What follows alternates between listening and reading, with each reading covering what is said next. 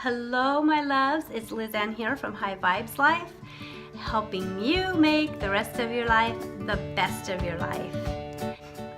Today, I want to talk to you about why it's so important to parent yourself, to reparent yourself when you have been through childhood abuse. Sometimes the idea of having to parent ourselves and take care of ourselves and really turn in and look at ourselves and what our needs are and really meeting those needs can feel overwhelming. We can easily say, you know what, I don't have time for this. I've got too much on my plate. And yet we keep coming up against the same old issues and problems and struggles in life. And we feel frustrated and we feel overwhelmed and we feel unfulfilled and we wonder why. And I keep telling people, because you need to slow down and take care of yourself, because you need to make yourself, your wants, your needs, and your desires a priority. It seems simple, yet it can be not so easy. So really take a moment to think about the parent and child relationship. And when two parents that really, really want children and they have a healthy marriage and they are basically emotionally healthy people, have a child, they are so excited about this baby. And they look at this baby with adoration, with love, and all they can think about is that they want to give this baby the world, and they know this baby is capable of doing anything. They don't put limits on them. They think, here's a new little life. This baby is going to do great things someday. In a nutshell, parents teach their children that the world revolves around them. Now, a lot of you might be backing up and going, wait a minute, we're trying to teach our children that the world doesn't revolve around them. But if you really stop and look at it and think about it, each one of us have our own little universe. And that universe does revolve around us because we are the ones thinking, feeling, and experiencing the life that we're living. And our life revolves around us. My life revolves around me. So this little child grows up in an environment where the parents are focused on them, on their wants, on their needs, on their desires, on their mental, emotional, and spiritual health and well-being.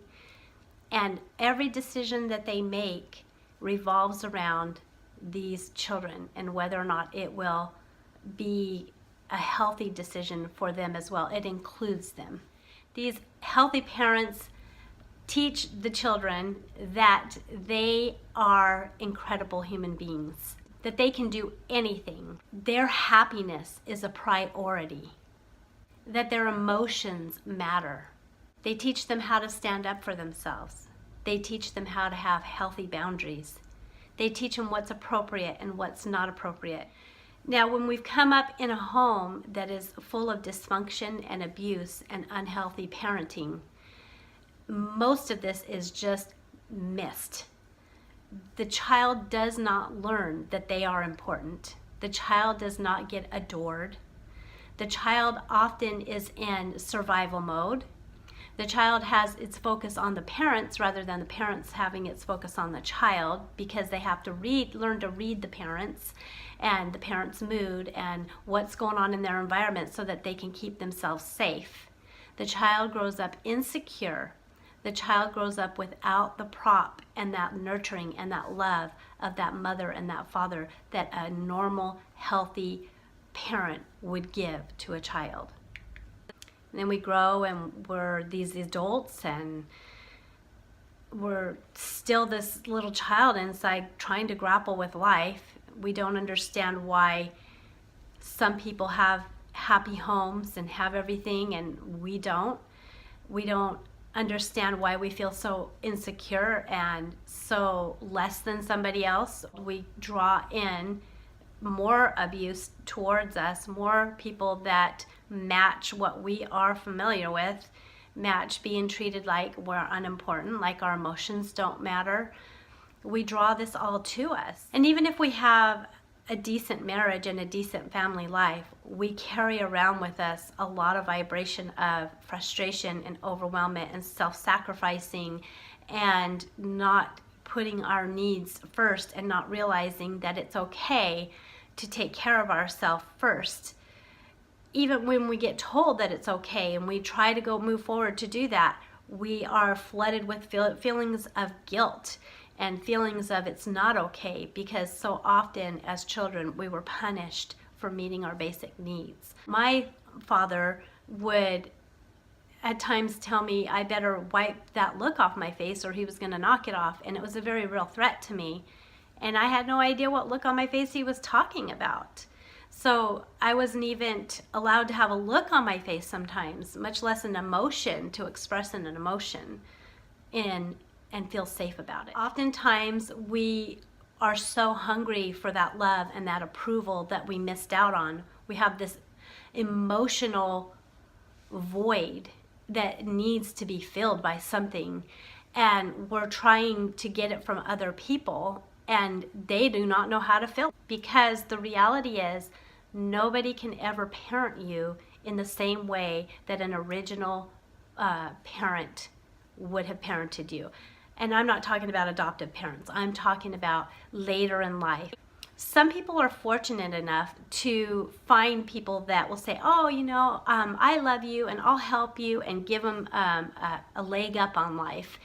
And they will say that person was just like my mom to me that I never had, or that my father, but it's still at an emotional level cannot match that maternal love that was supposed to be there when that child was born. There is a bond and a love that a healthy parent gives a child that nobody else can see. That's why a lot of times we will look at little children and being naughty, and we think, why doesn't somebody punish that kid? Where that other parent's being really tolerant and laughing or getting down on their knees and trying to talk to him, because it's the parent, and the parent sees something in that child and loves that child in a way that nobody else around can do.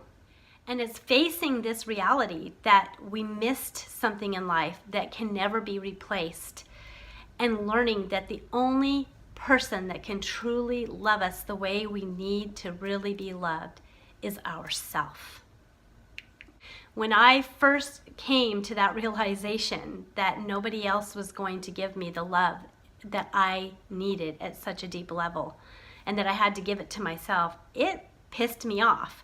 I was like, damn it, I want somebody to love me and to just adore me and to want to listen to everything I have to say and to think everything I do is amazing. I want that so bad, but it wasn't going to come, not from anybody else. I missed out on it with my parents, and nobody else can ever fill that role 100%.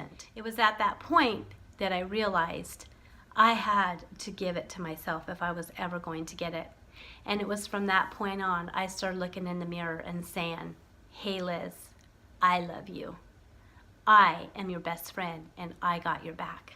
And I started trying to get down to that little authentic voice inside me that was crying out for attention, for nurture, all the things that little child inside of me missed out as a parent. I started trying to tune into that and meet those needs. And it has made all the difference in the world. Physically speaking, if somebody sees that a person is born without limbs, without legs, without arms, they understand that that person is going to have to adapt. That person is going to have to learn how to do the things that other people do, but without the legs and the arms. And we don't shame them for the things that they have to do to adapt to life, because they're missing legs and arms. And yet so many times, because emotions are not seen in a physical way by people, we tend to discredit their needs, their deep needs, and the crippling that they have. The bottom line is, there are things that we now have to do for ourselves that other people never will have to think about or give a lot of thought to, or that other people just naturally do for themselves. Meeting my basic needs, like going and getting a haircut or getting my nails done, or just simple things like that. Sometimes, to me, I termed it radical self-love.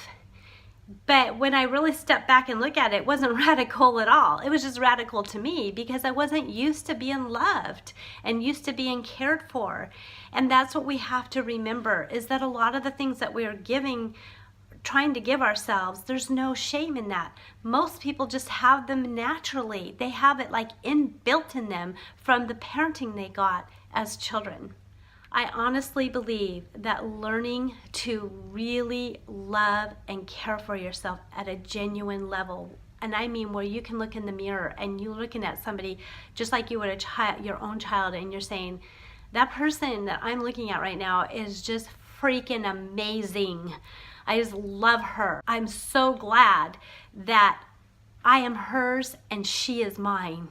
To be able to say that with real conviction in your heart to yourself, to look yourself in the eyes and to believe that at a core level, that's the foundation. That's what genuine self-love is. That's what I, as a mindset coach, and what my packages are designed to help people do. It's to help women get to that place where they are completely and 100% their own best friend, their own parent, their own rescuer, their own adorer. When we do this, so much in our life starts to shift.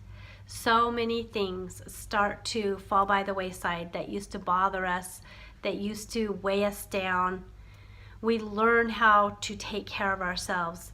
We learn how to de-stress. We learn how not to be so overwhelmed by life. We learn how to overcome things that we thought we would never be able to overcome because of how damaged we felt we were. Something was missing from the beginning in your life, and that was the genuine love of a healthy parent. And it's okay to say, I acknowledge that, and to validate your emotions and to validate all the things you feel around that, and to start parenting yourself and to start saying, I am going to give to myself.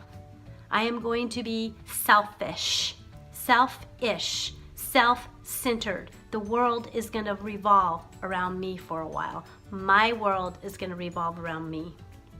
I hope this has been a helpful video for you. If it has, please give it a thumbs up. And in the comments, tell me, how do you parent yourself, or have you started parenting yourself? And if you have, what difference has it made in your life? I'll leave a link down in the description if you would like to hop on a free 30-minute call and discuss where you're at in your healing journey and how I might be able to help you. Have a good day.